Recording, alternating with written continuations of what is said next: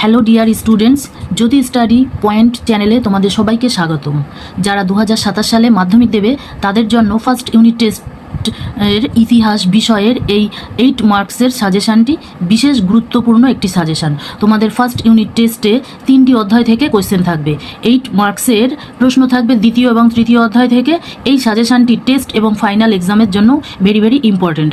দ্বিতীয় ও তৃতীয় অধ্যায়ের প্রশ্নগুলি হলো, এক দাগের প্রশ্নটি হলো, শিক্ষা বিষয়ে প্রাচ্যবাদী ও পাশ্চাত্যবাদী বিতর্ক কী? উচ্চশিক্ষার বিকাশে কলকাতা বিশ্ববিদ্যালয়ের ভূমিকা আলোচনা করো। এটি পার্ট প্রশ্ন 5+3। 2 নম্বর প্রশ্নটি হলো, 19 শতকে বাংলায় ধর্ম সংস্কার আন্দোলনে রামকৃষ্ণদেবের ভূমিকা সংক্ষেপে আলোচনা করো। 3 নম্বর প্রশ্নটি, 19 শতকে বাংলার সমাজ সংস্কারক আন্দোলনে ব্রাহ্ম সমাজগুলি কীরূপ ভূমিকা ছিল? 4 নম্বর প্রশ্নে বিদ্যাসাগরের নেতৃত্বে 4 নম্বর প্রশ্নে আছে, বিদ্যাসাগরের নেতৃত্বে বিধবা বিবাহ আন্দোলনের সংক্ষিপ্ত বিবরণ দাও। বিদ্যাসাগর কতটা সাফল্য অর্জন করেছিল? 5+3 মার্কস। 5 নম্বর প্রশ্নটি হলো, 19 শতকে প্রথমার্ধে 5 নম্বর প্রশ্নটি হলো, 19 শতকের প্রথমার্ধে সতীদাহ প্রথা বিরোধী প্রচেষ্টাগুলির পরিচয় দাও।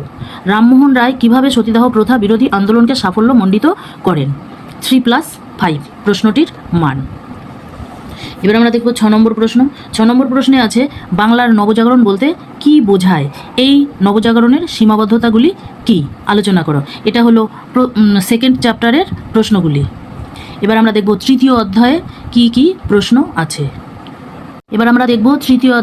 প্রশ্ন আছে। তৃতীয় অধ্যায়ের 1 নম্বর প্রশ্ন হলো, সন্ন্যাসী ফকির বিদ্রোহের ঐতিহাসিক তাৎপর্য কী ছিল? এই বিদ্রোহ ব্যর্থ হলো কেন? 2 নম্বরে আছে নীল বিদ্রোহের কারণ, বৈশিষ্ট্য, ফলাফল আলোচনা করো। এবং 3 নম্বরে আছে ফরাজি আন্দোলনের কারণ ও গুরুত্ব আলোচনা করো। আজ এই পর্যন্তই। আবার দেখা হবে আবার একটি অন্য ভিডিওতে। তোমরা সবাই ভালো থেকো।